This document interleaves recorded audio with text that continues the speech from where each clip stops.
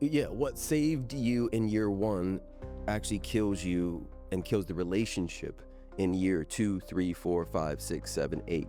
I love you. I love our sex. And oh my God, Mhm. I'm in struggle city right now. When the bond of the couple is weak, it reverberates down into everything and everyone. I learned very early that I had to be somebody else in order to keep the house calm. That's when we start to learn, oh, this mask will get me something in life. And then we just forget to take the mask off.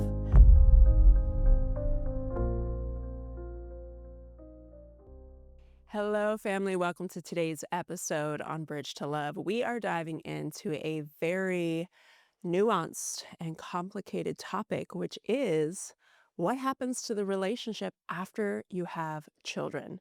Whether you are brand new to a brand new newborn, or you've got kids that are a little bit older, having kids completely changes the dynamic of your relationship. And if you're feeling alone in this, trust me, you are not alone. Preston and I have been coaching thousands of couples over the last decade on this in particular, and we know because of our own relationship how challenging this stage after kids can truly be. So we're going to get right on in with some of the biggest things that get in the way of love and partnership after children, and also what you can do about it. So let's get it started. Yes, yes, and more yes. So, uh, I'm going to caveat this whole thing with, and I think you guys get this, it's beautiful that you have both Alexi and I because it's not just one perspective. Our therapists and counselors like to say that our relationship is battle tested. Yeah. If there's anybody who you follow, maybe they have, maybe they haven't, but we have been through it. And a part of why we're so close and the reason why we stepped forward now to do a podcast and to talk about it is because we have had our asses handed to us, especially given the 4 kids. So, And not just 4 kids, but 4 kids in 4 years. 4 kids in 4 years. We're overachievers everywhere in life, along with having children, apparently. That part. We were like, let's make it harder, and actually, let's make it even harder. And then, How can we do this in the hardest possible way? yep. And then let's move across the country during Right. pandemic. And then, after everything gets chill, let's add 2 dogs into the mix. Yeah. I mean, if your life is already full, why not? Why not? Let's just keep pushing right over the edge, right over the edge. Speaking of pushing, we're going to start with number 1. And this is the first thing that really blocks couples from staying close, from being in love and relationally connected. And that is that the relationship never gets a new operating system. Mm. Now, what we mean by that is when a baby appears into anybody's life, it blows everything up. And everybody must scramble. Yeah. The whole household, everybody involved has to scramble and reconfigure and create a new operating system where there is hopefully spaciousness for mom and baby to breastfeed and connect, and then the trickle-down effect of all the things that have to occur in a household, especially if you have another child, Yeah. is catastrophic. Yeah. It's so big. And I think part of this, the nuance of this, is especially after the first year of a newborn coming in, moments after the baby's born, the mother's brain and body actually start to rewire. And this is where I think a lot of us don't really know what happens to us after giving birth. And certainly I didn't know after Kingston, our first, our oldest. But I learned this after the twins, is that our bodies completely shift and we can feel the shift, but we don't necessarily know what's happening. Mhm. And our brain is pruning, and our brain is literally pruning to get rid of anything that will not serve the survival of our child. So logic goes away, details go away, and we're focused now on details of a child, details of survival, feeding, connection. Our brains are up all night. Are they breathing? Are they alive? And we're literally wired to be the nervous system of our child or our children. And so in this new year and new wiring, what happens is the household has to start to reorient around that, right? A mother who used to be really on it in the house now isn't able to hold as much as she can in the house because she's got to be on this baby nonstop. And so what happens is a lot of couples, they get into this dance that's like a survival mode setting, right? Mhm. It's like, okay, we're in survival mode. We're not sleeping. We're trying to figure out how to keep this child alive. Here's what you're going to do. Here's what I'm going to do. Here's how we're going to do this. And we just get into this mode. Yep. And what happens is if we don't consciously and with intention reset That.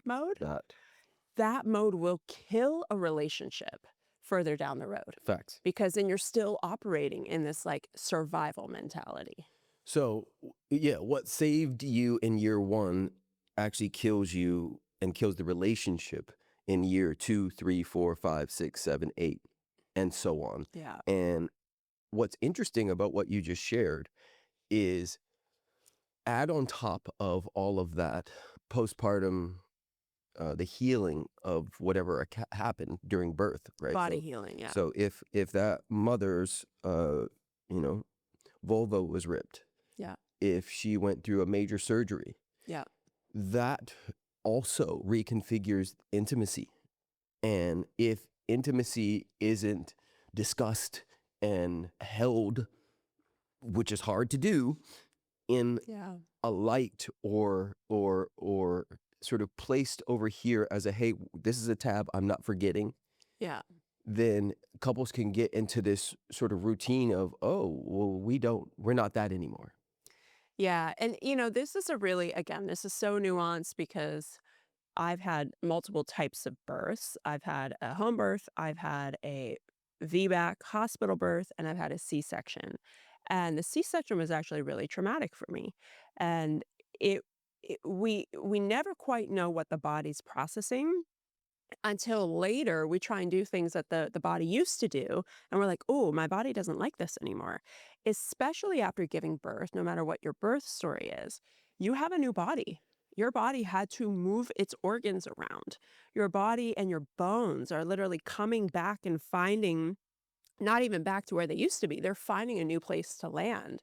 And so you do, as a woman, have to get to know your body in this new shape and in this new form. And if there is any shame around talking about sex to your partner, which I get, like, it's uncomfortable. And quite frankly, like, the truth is, that's not a focus for us Mm-hmm. because the focus is, I've got this being that I've got to figure out how to keep alive. Mm-hmm.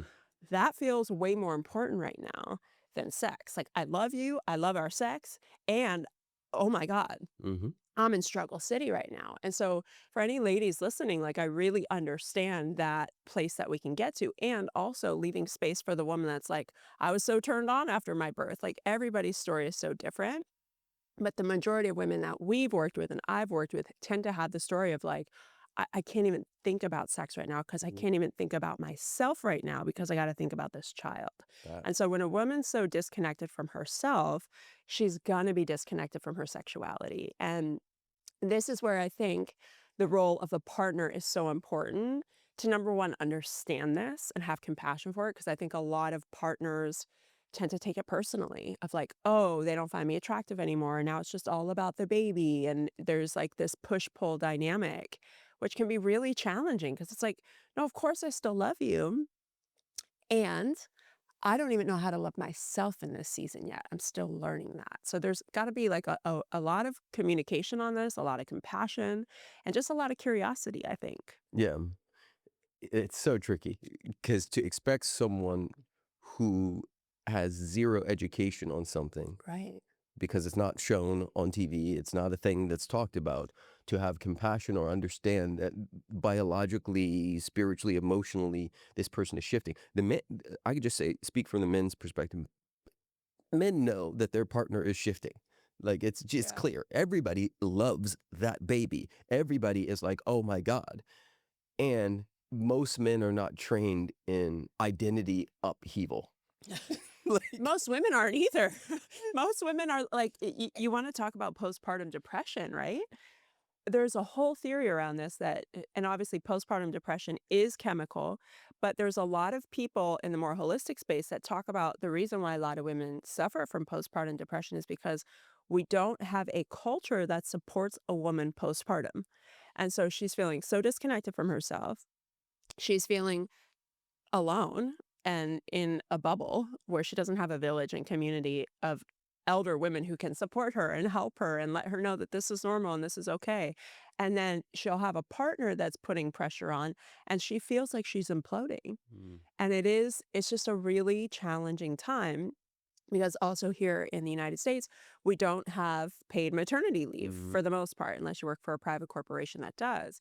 And so if you're a working mom, add on top of that, oh my God, I got to get back to work. We're a double income household. How are we going to support ourselves? We are not set up to thrive Mhm. postpartum. No. And women and men lack the education of what's actually happening postpartum. And so this is such a big thing because like we said earlier in the intro, if you have a brand new baby at home that's under a year old, or you've got kids that are older, but you're like, oh my gosh, we've never even talked about this, but we for sure got stuck in that first year. And then that pattern continued. This is so normal for so many couples. We find the majority of couples that we work with have kids, and it's usually that first year that sets the pace and sets the tone for the rest of their relationship if there isn't conscious intentionality brought to it. Correct. Correct. So much more to say on this particular one, but we're going to move to number 2. All right. So, number two is parents start relating as managers instead of lovers and partners. And this one, again, is the perfect stack on what we just shared because you're in survival mode. You are literally like, hey, pass me the diaper bag. Hey, we got to feed the kid. Mhm. Hey, will you change out the laundry? Hey, what are we doing for dinner tonight? And we're now, instead of talking about our dreams and our visions of the future and what lights us up about what we're currently up to, we are literally just focused on getting through the day. Yep.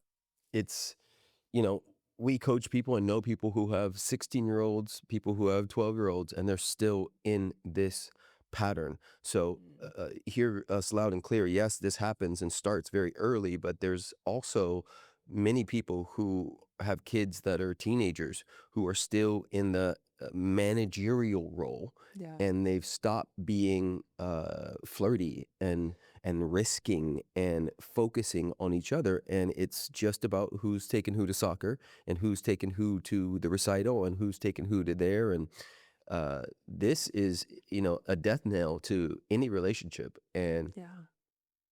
there are seasons where that's super important.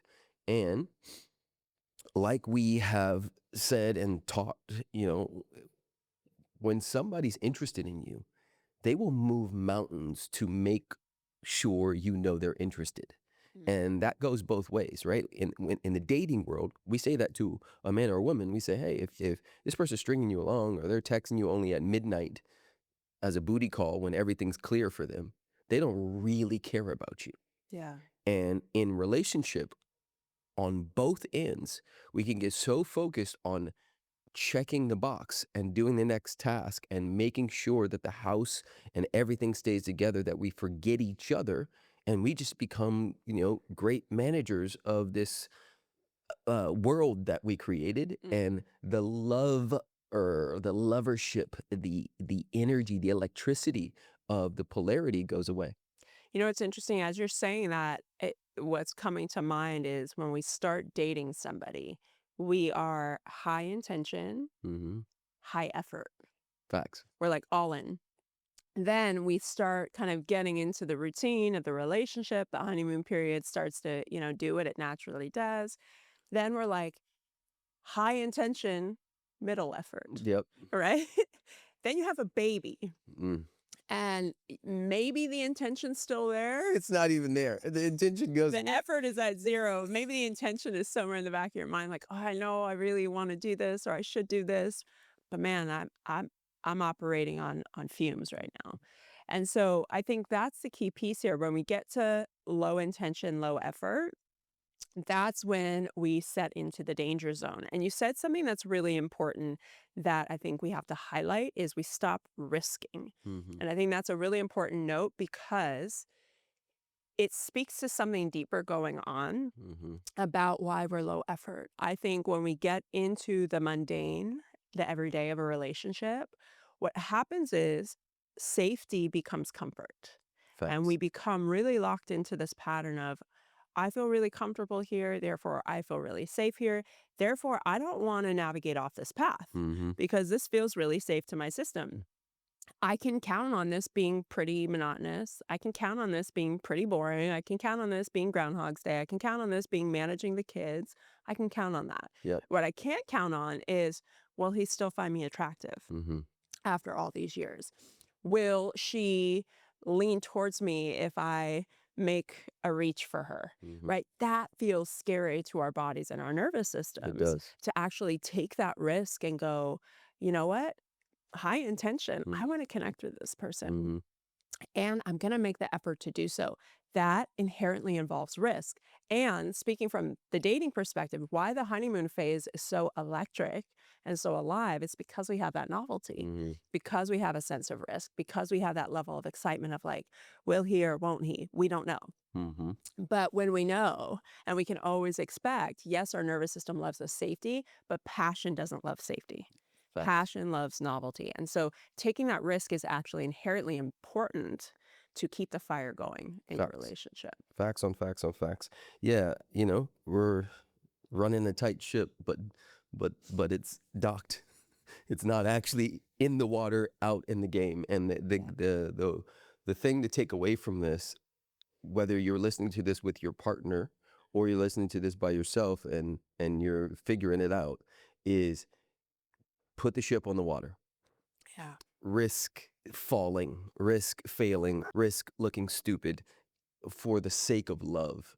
Because if we don't have, and we'll go deeper into this very soon, the relationship, the thing that created all the other things, if we don't have that as a high intention, if we don't have that as a priority, it will crumble everything else and kill the relationship slowly. Mm, And again, if you're listening to this and you're like, oh man, this is my partner and I, just know we were there. Like, we totally get it. We feel you. It is so normal. It's so human. It is a part of almost every long-term monogamous relationship is you kind of hit this rut. And the rut is actually this beautiful opportunity Mm-hmm. to go, okay, it's time for a reinvention. Facts. And so if you're in the rut, just know that you're in the perfect place to reinvent and it can get better. It can get deeper. And you don't have to do it by yourself. Yeah. So we have a community where we coach and support individuals and couples through all of this stuff, because our belief is that love doesn't fail, unexamined patterns do. And everybody has an individual pattern and a collective pattern. And so if you know you don't want to do this by yourself, if you're listening to this and you're going, that's us, that's me, that's us, that's me, go to thebridgetolove.com, and we'll put the link in the show notes. We'll put it here across the video if you're watching this on YouTube. Go to that right now. And in the promo code section, put the word podcast, and we got you. We'll hook you up.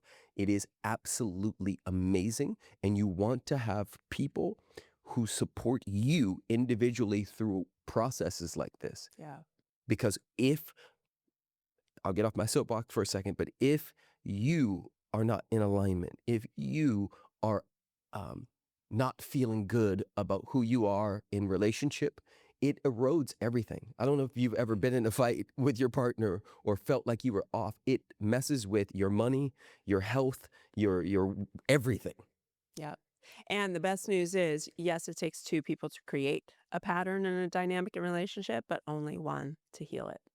And we truly believe that. thebridgetolove.com. Okay, now number 3 is the child or children become the emotional center of the system called your family.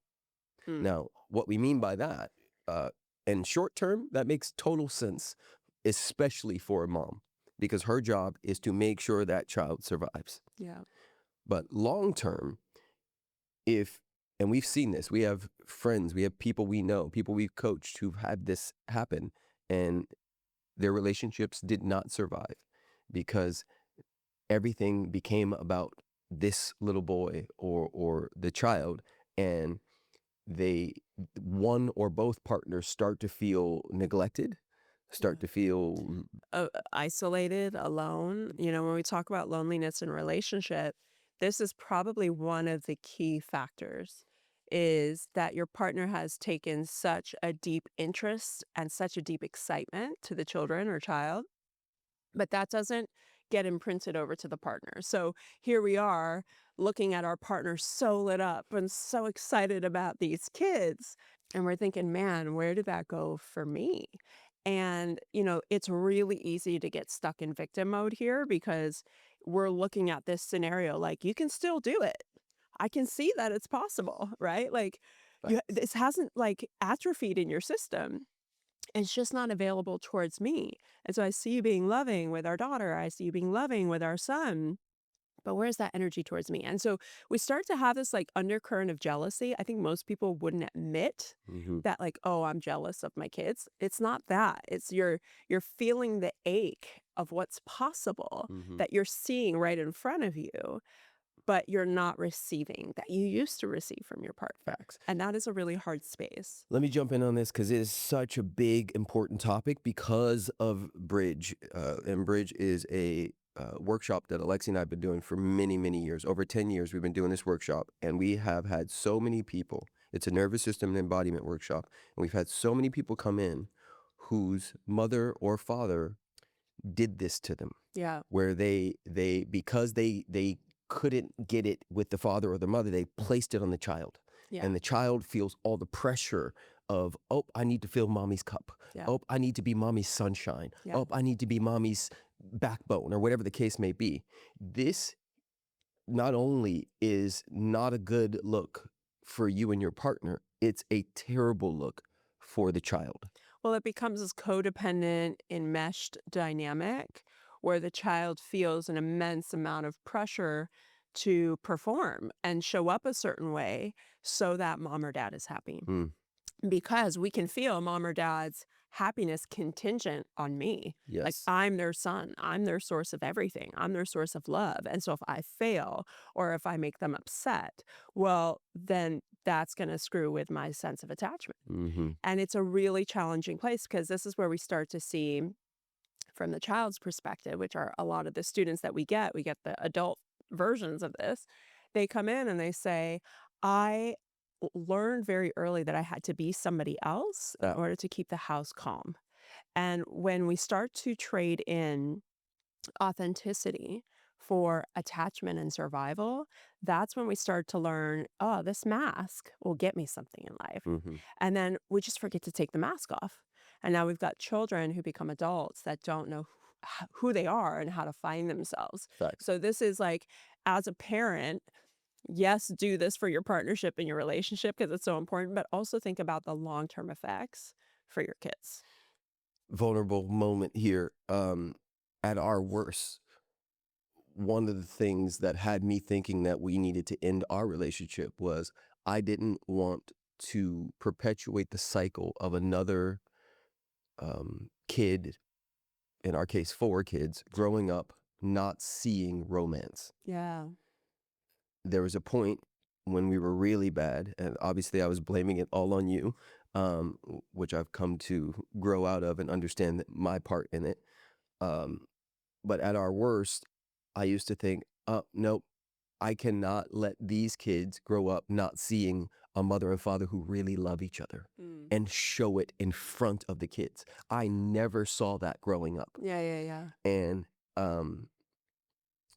when the bond of the couple is weak, it reverberates down into everything and everyone. And as a child of someone who grew up like that, it hurt me as a child. I never got to see my mom and dad chasing each other around the kitchen and tickling and kissing. And I never got to see him smacking her butt and saying, "You're mine." I never got to feel her going, "I love this man so much," and or defending him over us, when we were being rascals or whatever the case may be. And so this is such a big topic and subject because so many people don't know how to do relationship because it's never shown out in front. Yeah, and this I mean, this topic is so deep and so nuanced as relationships are, but this really points to another cultural conversation of we're either painted this like fairy tale, Mhm. here's the romance, here's the da da da, here's the honeymoon phase, and like this is what it should be perpetually, which I think is a very immature version of love. Truth. And then there's like, here's like the hard relationship that's not really working. They kind of hate each other, they're suffering in silence. And we don't really see this mature, healthy love. Mhm. Like that, obviously you and I both didn't get that. And modeled for us as kids. But I think societally as a whole, we don't really see that. No. And so even in saying that, like, yes, I hear that and I want our kids, and I think we're doing a better job and always improving on showing our kids romance and fun and all of that. And I think showing our kids the mature version of love, that love isn't always just rainbows, Mm. butterflies, and romance. Like it's also having hard conversations. Mhm. Because I also didn't see that modeled for me. I saw hard conversations ended in blowouts and people leaving, So it's like, what does it look like to have a hard conversation? That's love. Facts. What does it look like to manage the house together as a team? That's love. What does it look like to take on a project as a family? That's love. And I think So anchoring that facts. Just to push back on that, those are all more common than romance. for After sure, after 10, 7, 9 years, for people sure. divorce. People run away. They are roommates for 7 years. Yeah. They have the kid, they circle everything around the kid, and then they just leave. And then they go find a new one, but the kid never sees that. But I'll push back on that too, because I think the version that we see isn't actually done with intention. No, It's done with it's complacency and comfort. unhealthy all across the board. It's like, I'm going to avoid you. Let's just do this thing and get through Facts. it. I agree. Like doing conflict in a lot of relationships, Mhm. as we know, is just avoidance. Facts. Like most people are like, I just don't even want to have a conversation because it's going to be too hard. I'll never forget. This was probably we've been in this house almost 2.5, 3 years. Yeah. This was probably a year and a half into this house. You and I got into a big fight, and the kids had just walked in, and we were heightened. And Oh, in the kitchen? yes, but I walked away and went in the room, Oh, yeah. and as I was walking away, we're both heightened, yelling, and there's a point where you probably started crying or something like that, and Zai walked into the room. He literally followed me into the room and said, "You need to apologize to mommy. Mommy is crying." And my ego was so hurt at that point. I looked at him and I was like, "Mommy needs to apologize to me first." And he kind of paused. And I had a moment where I was like, that probably wasn't the best thing to say. So, Like, hold on, yeah, that's my young little boy yeah, that felt mm, the injustice of it. facts. And I said, "You know what, Zion? Daddy will apologize, but I need a moment right now. Can Daddy have a moment?" And he's like, "Yeah." And he kind of like walked out. But that to me, and even after, right, the repair and the unpacking of that later with them, and I still do it to this day. Mhm. When stuff is up for me or I'm upset, I let them see it. I let them understand what I'm moving through, Yeah, and I want to model healthy, especially healthy masculine anger. Right? It's not that you don't get into fights. It's not that you avoid conflict at all costs. right, Things happen. right. But how you repair, how you take care of yourself in the middle of the fight, Yeah, what you do after matters. it does. And that's the thing. I think we're doing a great job of that, of modeling that for our kids, because again, we had to learn that the hard way. And I think this is a really big thing to loop into this idea of the child becoming the center point of partners' lives. Is something that we learned is like, yes, that makes sense biologically, especially for the first year or two after that child is born. Again, a mother's wired to focus on the baby. That's her priority. So at that time, it's really important that the partner is really focused on mom and taking care of mom so that she can feel full enough to take care of the child and the children. Um, and that being said, once you get out of that initial situation and the kids are kind of like, there's a moment where it kind of clicks, especially for a woman in our bodies, where we don't feel like the urgency as much anymore because we're like, okay, they're good. They're not going to die if they fall. Like we kind of like land in this, like, okay, I think I got it a little bit. You know, Mhm. everyone makes the joke of like the second child is so much easier Mhm. because you know these things now. Well, there's a point where you get to that. And when you get to that, that's where it's really important to go, okay, we need to lock back in because obviously there's been some changes. I feel a little distant. I'm sure you're feeling a little distant. That's okay and to be expected. And I think the biggest thing a couple can do if you don't have kids yet, have these conversations early and often because I think a lot of couples, especially women, daydream about number one, the marriage is going to be the most amazing thing ever, and then they daydream about I just want to have kids and da da da. And it's like, okay, that's nice, and there's a whole laundry list of things that have to be discussed and talked about within those conversations. And if you don't, it will build layers and layers of resentment. Yes. And so really talk about, okay, if we have kids, I hear you want to have kids. I'd like to have kids too. What's the plan? Like how do we want to do that? Facts. You know, and this is something that we're actually working on within Relationship Rewired, our online community, is building some sort of conversation Mhm. where agreements can be met and talked about prior to getting married, prior to getting into long-term commitments, prior to having kids so that you can avoid a lot of the pitfalls that couples fall into. A relationship constitution. Yeah. All right. The fourth pattern that shows up post kids is chronic overfunctioning and underfunctioning as a pattern.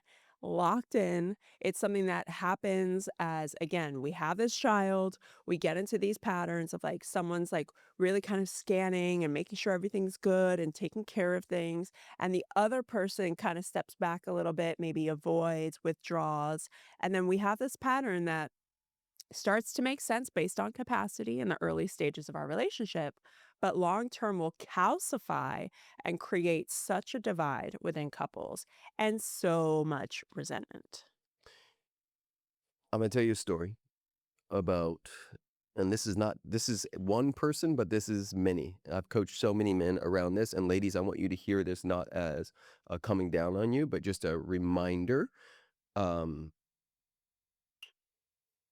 there's been so many men who come to me and said, "Okay, we had the baby, and you know, I, I'm waking up, she's waking up. We're both trying to figure it out. I'm just sitting next to her while she's breastfeeding, or I'm warming up the bottles, or whatever the case may be. Hormones are crazy. We're both not sleeping, both expected to show up for each other.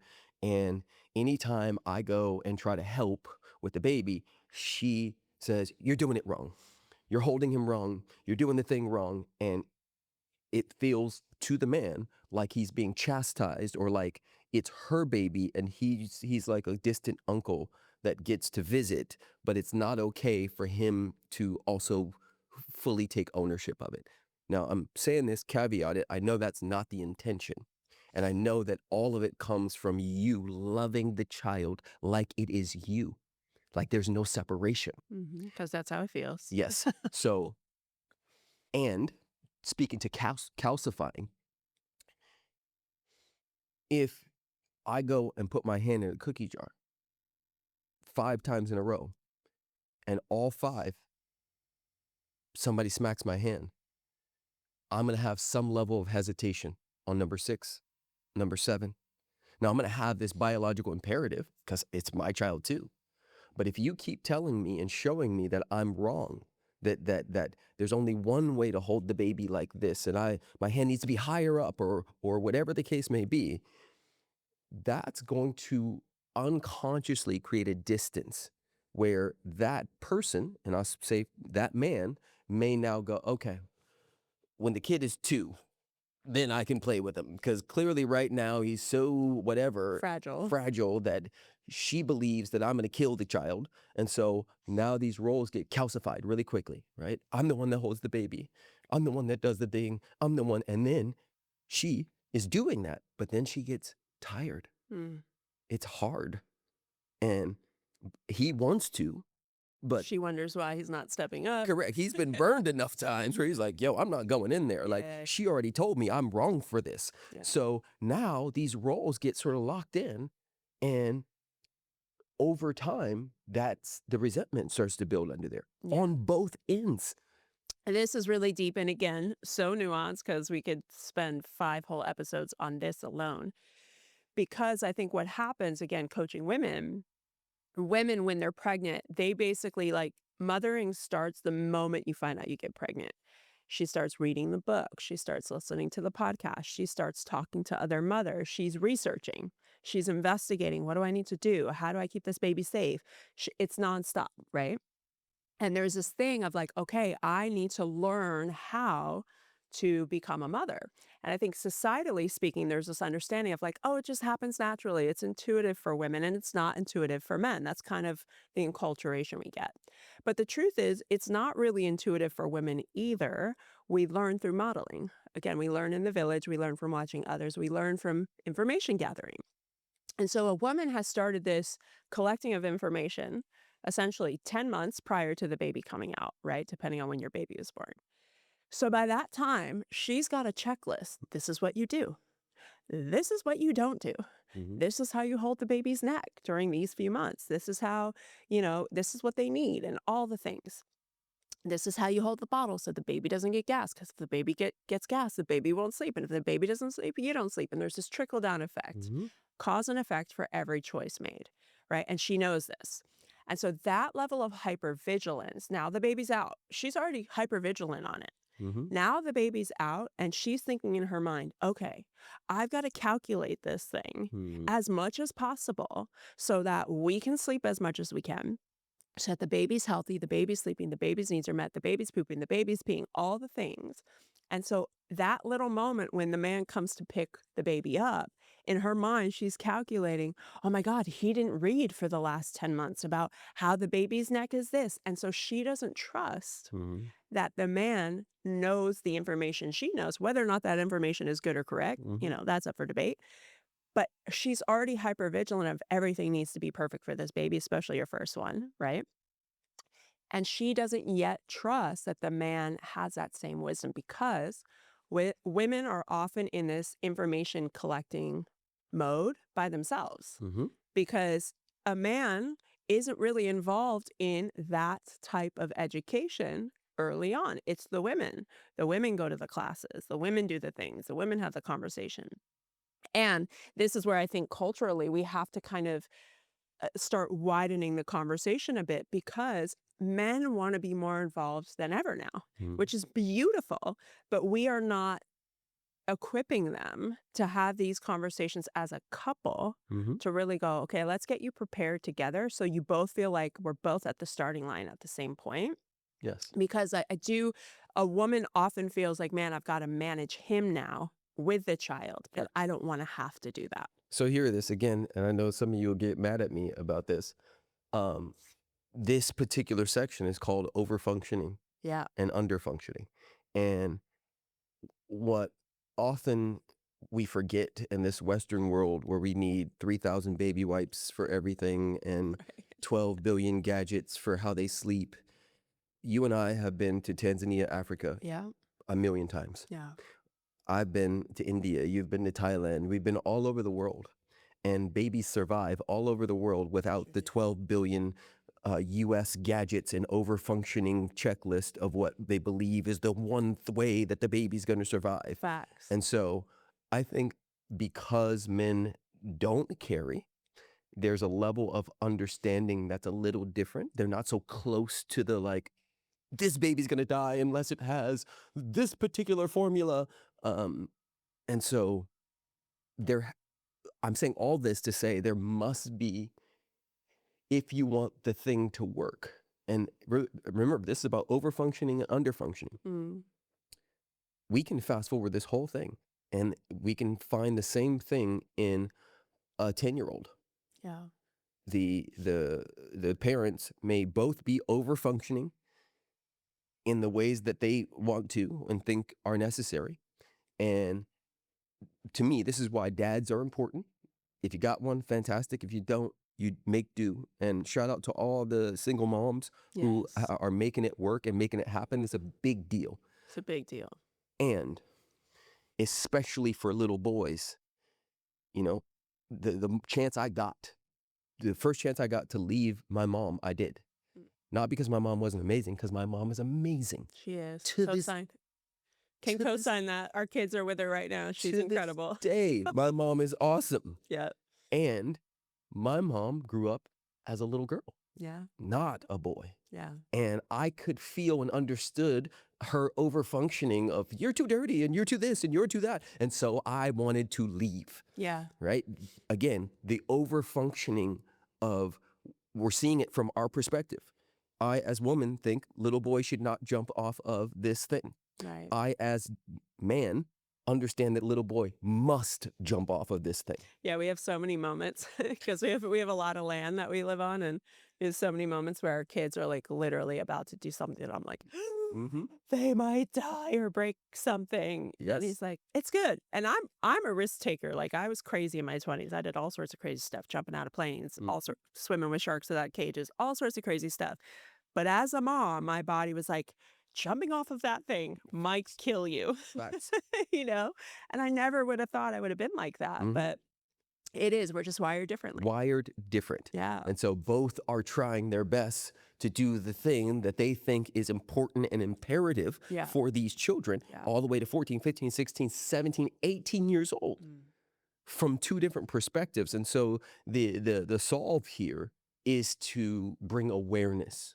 Both parties get to bring awareness. Where am I over functioning, Yeah. aka overdoing it? Yeah, and let me just define over functioning, because I think it's really important. A lot of women I work with particularly don't realize they're over functioning. Mhm. So over functioning is whenever you have, whether it's in your mind or you're saying it explicitly, of like, here, no, I'll just do it. It's easier if I just do it. Yes. Or no, I'll just do it because I'll do it the right way and you won't. Mhm.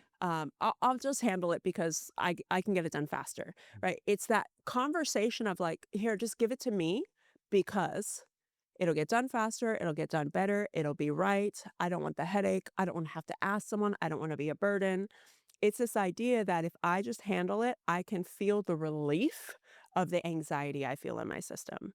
And so that creates the over-functioning partner, which, I have a lot of experience with, because that's how I grew up, is inevitably going to create someone that backs off and is like, okay, well, I can't do it right. I can't do it timely. I'm going to feel like I'm being judged when I am doing it. So I might as well not do it, Mhm. because that feels like more relief for my system than trying and efforting and getting shot down. This is such a big subject. We could do a whole extra podcast Oh, on this whole We thing right probably here. will. Because it assumes that your way is the right way. Totally. And if you can scroll through Instagram at any point today and find 12 million accounts talking about, I don't want to raise a man, I don't want to raise another baby. And yet, sometimes women unconsciously set it up that way. Like literally, that's what you just said. Yeah. So Wait, say that. I don't get the Instagram thing. So women will say in their Instagram accounts, and it's like the rah-rah, like, yeah, girl, I got 2 children. I don't want to raise a third one in my man. Oh, I see. Yes. Yeah, that is a rhetoric that's very strong. Like, And yet, I've got 2 kids. I don't want a third. that. Yeah. And yet, you set up the whole thing that way. Yeah. And then We've enabled that behavior. not just enabled, forced it because you believe that your folding is the right way to fold. Yeah. You believe that he didn't sweep long enough for you. He didn't wash the dishes 38 times instead of 32 or whatever the case may be. If you keep pushing people away and saying, no, bad boy, get out of here, this is my world, then when you finally get tired and or you hit perimenopause and you go, what? How dare him? At some point, we have to take a little bit responsibility. This is why overfunctioning is so important to understand. Yeah, it's so big. Because then you can get on your self-righteous high horse and look down and say, oh, these lowly, stupid men aren't doing enough. And we can have evidence, right? And like, this is something that a lot of the women I work with, again, are mothers. They run businesses, are professionals, and they happen to be entering perimenopause. Mhm. And this is a big conversation that comes up in our space of like, I feel like I'm doing everything. I feel like I'm alone in this marriage. I feel like blah, blah, blah. And it's like, that might be true. And what led up to creating the culture where that became okay for the last decade? And again, putting my hand up, this has been a huge part of my own personal breakthrough in my life and in our relationship is recognizing my overfunctioning was not because he was inadequate. That was a pattern I had in my friendships prior to even meeting Preston. I had it in my work. Like when I remember I was a waitress and a bartender and I had these jobs and I would overfunction in those jobs. I would just handle everything because that's how my nervous system learned to be safe. Mhm. And a lot of women of my generation, we were raised to do it all, be it all, and have it all. And so we thought that was our road to safety. Mm. And then we get into these relationships with that pattern still largely intact. And it feels good in the beginning because we're like so excited about this person. We're like, yes, I can't wait to just give and do and da da da and all the things. And eventually we get worn out. And I think in perimenopause, right, all it's like the perfect chemical cocktail for us to start dropping the veil and going, oh my gosh, like how did this become my life? And we look at the person closest to us and Mm. blame them for it. But it's often the pattern that's been chasing us our whole life. And I want to offer this for any of you who are like, ding, ding, ding, this feels like me. One of the greatest tools you can do, it's called decentering your partner, right? And this is interesting because we're talking about making your partnership the center of the world, but decentering the partner from the idea of, I've got to always think about this other person, of like, instead going to this idea of, what do I need right now? So my cup is full, so I can then pour into this person. So it's a slightly different angle on it, and it's a lifesaver when it comes to love. Big. All right, so number 5 is time together gets replaced with proximity instead of presence. And this is so big because you're like, I'm with this person all the time. Mhm. Why do I feel so alone in my relationship? Mhm. Why do I feel like we're always together, but we feel so disconnected? That it's such a huge subject, and it makes sense early in the baby development thing, but then over time it becomes like we're together but we're scrolling. Yeah. We're together but we're both so exhausted that we just fall asleep immediately. God, do we know that one? We are together, We know that one. but you know, we're in collapse Uh, around something else, and therefore the thoughts are about work or money or everything other than here, Yeah. right here, right now with each other. This is really like when we hear about the roommate stage in relationship, this is what we're talking about here. It's like, Mhm. okay, we live together, we're handling the things, we're saying hi, like things are good, we're Mhm. talking about, tell me about your day, blah, blah, blah. But we're not feeling like that spark. We're not feeling the connection. We're not feeling the tether and the pull. Like, this is my fucking person. That's We don't feel that anymore because we're kind of like, oh yeah, this is the person I see all the time. This mhm. is the person we do life with. But we don't have that reverence and respect for Facts. like a sovereign being standing in front of us. Here's what like hit me over the last few years. And I've always had a lot of love for you, a lot of attraction for you. We've talked about this behind the scenes in my friend groups and men's groups. Everybody thinks of us as like the Teflon couple, like nothing can break us up. The non-toxic Teflon Yes, couple. non-toxic 'Cause Teflon. Teflon is toxic, Um, to be clear. what's like hit me, in our workshops. I used to say this line all the time, and everybody would ooh and ah. Um, but it's worked out differently over time for me, and that's the moment I think I know my wife, our relationship is over. Yeah. Because in that moment, she's only what I've created her to be. She's inside of a box, and there's no longer curiosity because I know who she is, what she's going to do, how she's going to do it. I know Yeah. I know what I know about this person. I know what I don't know about this person. I know what they're going to do. I know their patterns, their behaviors. I know how they're going to respond. So why even try? that. Yeah. Over the last 3 to 4 years, I have developed a ridiculous reverence for discovering you anew Mm. and for filling my cup in such a way by way of our life and the beauty of our life, like what you actually bring to our lives and what you brought to our children. And there's just so much there. And I think a large part of it is one, I've been there for myself. So I'm so resourced Yeah.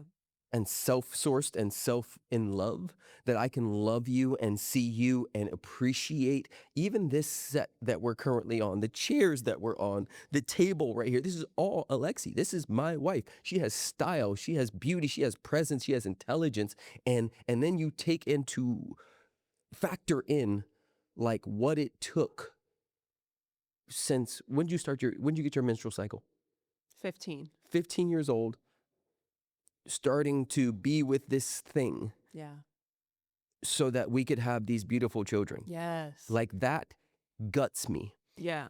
And then just seeing how you keep reinventing yourself, all of that has made it easier for me to love you anew. Mm. And coming back to this, time together gets replaced by proximity without presence. I don't think I would be able to do it like I am if I wasn't present with me first.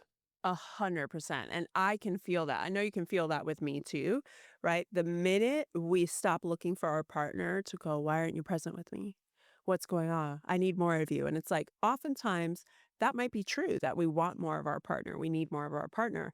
And the first place to start is right here, because oftentimes when we're feeling the void of connection, we're really disconnected from ourselves. And so I can feel that as your partner. I can feel when the move towards me is coming from a void or if it's coming from fullness. And when it comes from fullness, it's such a yes in my body because it's like, this is a want, not a need. Mm-hmm. And that feels really good. It's like clean energy, Mm-hmm. right? Mm-hmm. And I think that's a big shift in our dynamic since our dark night of the soul in our relationship is we both shifted from I need you to do this to what do I need to do for myself so that I can desire you from a clean place. Facts. Yeah. Okay, we're gonna pump through the solutions, and we'll do a whole nother podcast A lot of things. on a lot of things. So if you made it this far, we love you. We appreciate you. So solution number one is declare a new season as a couple, even if the kids are older. Like just decide we are now on a new threshold, a new season, and we're going for it. I actually re-proposed to her. Yeah. We got rid of rings. we got new rings. Yeah. The whole thing, a new season of our relationship was birthed. That. All right. Solution number 2 is about making the couplehood, the partnership, the leadership of the house, not the kids, not the roles, not the management, but the love. Love being the leadership of the house is such a game changer. Facts. Number 3 is replacing logistics time with relational time first. It's not that you don't, get together and look at the schedules and work out what's going to happen around this person and you're going to take this kid to this thing.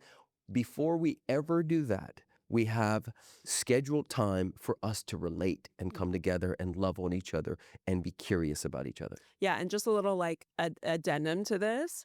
If you have a lot of logistics in your house, like we have a lot of logistics, we have 4 kids, we have 2 dogs, we have a huge property we take care of, we have multiple businesses, we have other properties we take care of. There's a lot.